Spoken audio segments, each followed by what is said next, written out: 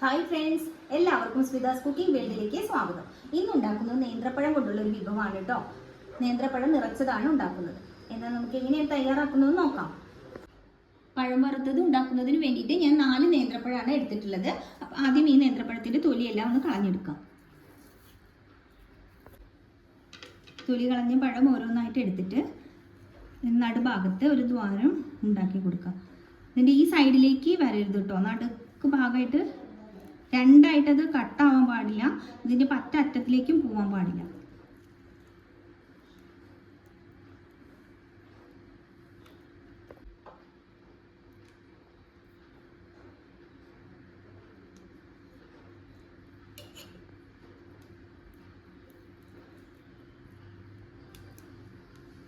കണ്ടില്ലേ, ഇതുപോലെ ചെയ്തെടുക്കണം.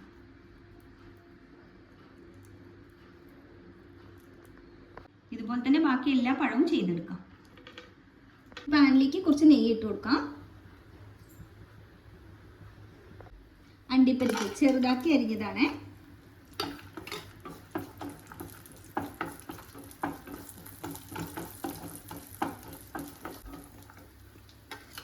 മുന്തിരി അതും ഞാൻ ചെറുതാക്കി ഒന്ന് അരിഞ്ഞു വെച്ചതായിരുന്നു.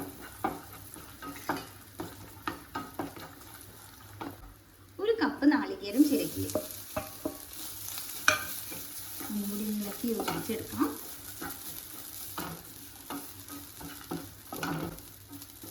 മധുരത്തിന് ആവശ്യമായിട്ടുള്ള പഞ്ചസാര. പഴത്തിന് നല്ല മധുരം ഉണ്ടാവും, അപ്പോൾ നോക്കിയിട്ട് വേണം ചേർക്കാൻ. ഞാനിപ്പോഴ് ഒരു 2.5 ടേബിൾ സ്പൂൺ പഞ്ചസാരയാണ് ചേർത്തിട്ടുള്ളത്.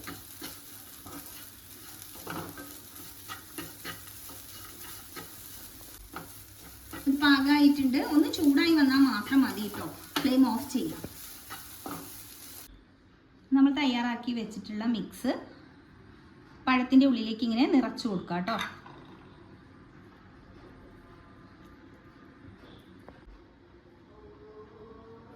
അതാ ഞാനിത് പഴത്തിൻ്റെ ഉള്ളിൽ നിറച്ചെടുത്തിട്ടുണ്ട്. ഇതുപോലെ തന്നെ ബാക്കിയെല്ലാം ചെയ്തെടുക്കണം കേട്ടോ. ഒരു പാത്രത്തിലേക്ക് 1.5 ടേബിൾ സ്പൂൺ മൈദ ഇട്ട് കൊടുക്കാം. ഉപ്പ്, കുറച്ച് വെള്ളം ഒഴിച്ചിട്ട് ഒന്ന് കലക്കിയെടുക്കാം. കുറച്ച് വെള്ളം ഒഴിച്ചാൽ മതി കേട്ടോ, ഒന്നിച്ച് ഒഴിക്കരുത്.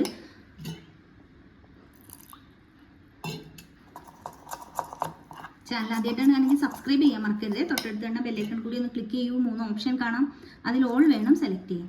എങ്കിൽ മാത്രമേ ഞാൻ പുതിയ വീഡിയോ അപ്ലോഡ് ചെയ്യുമ്പോഴേ നോട്ടിഫിക്കേഷൻ ലഭിക്കുകയുള്ളൂ. അപ്പോൾ അതായത് പാകമായിട്ടുണ്ട്. ഇനി നമ്മൾ റെഡിയാക്കി വെച്ചിരിക്കുന്ന പഴം ഓരോന്നായിട്ട് എടുക്കാം. എന്നിട്ട് ഇവിടെ കുറേശ്ശെ മൈദ ഇങ്ങനെ ഒഴിച്ചു കൊടുത്തിട്ട് ഇതൊന്ന് ഒട്ടിച്ചു കൊടുക്കാം.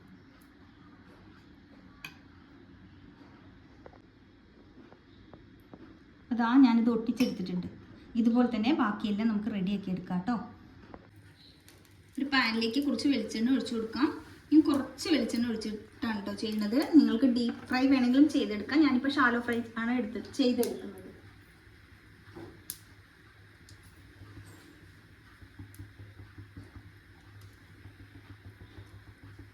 വെളിച്ചെണ്ണയിലേക്ക് നമ്മൾ റെഡിയാക്കി വെച്ചിരിക്കുന്ന പഴം ഓരോന്നായിട്ട് ഇട്ടു.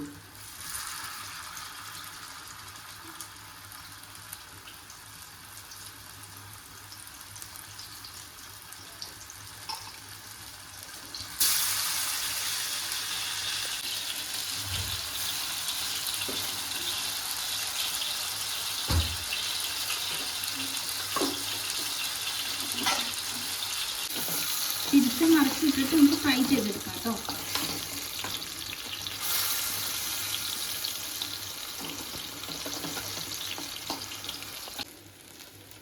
ഇത് പാകമായിട്ടുണ്ട്. ഇത് നമുക്ക് ഓയിലിൽ നിന്ന് മാറ്റാം.